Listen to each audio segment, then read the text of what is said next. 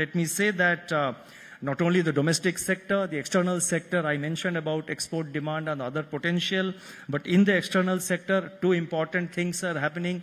Number one, our current account deficit has remained very low.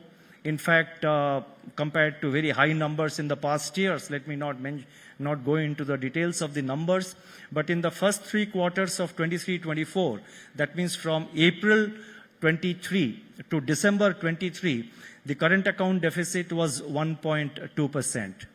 Our teams are working on the fourth quarter numbers. The fourth quarter numbers look to be even lower. And when you look at the annual current account deficit number, I will not be surprised next week when we publish the current account deficit numbers for this year. It could be even lower than 1%.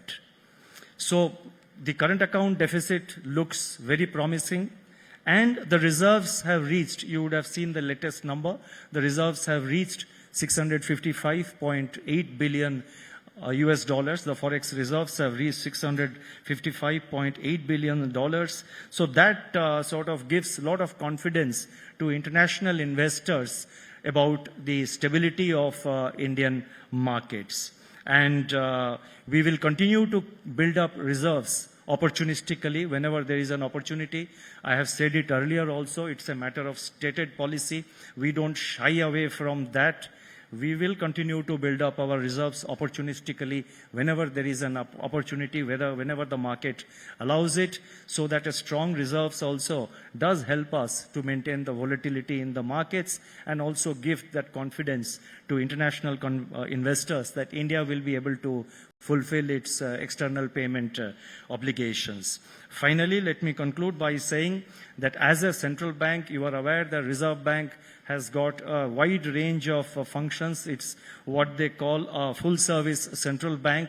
Few central banks in the world have that kind of range of activities, starting from payment systems to financial inclusion, to monetary policy, to regulation of banking, supervision of banking and non-banking sector.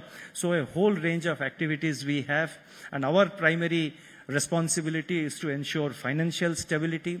And as an institution, Reserve Bank remains committed to maintain financial stability in the country and remain future ready for the growing economy that India is and which India promises to be also in the future. We have spelled out some action plan as a part of the agenda for RBI at 100, and which was released along with the monetary policy statement on 7th of June. So with this, let me conclude, and thank you very much for your patient hearing. Thank you.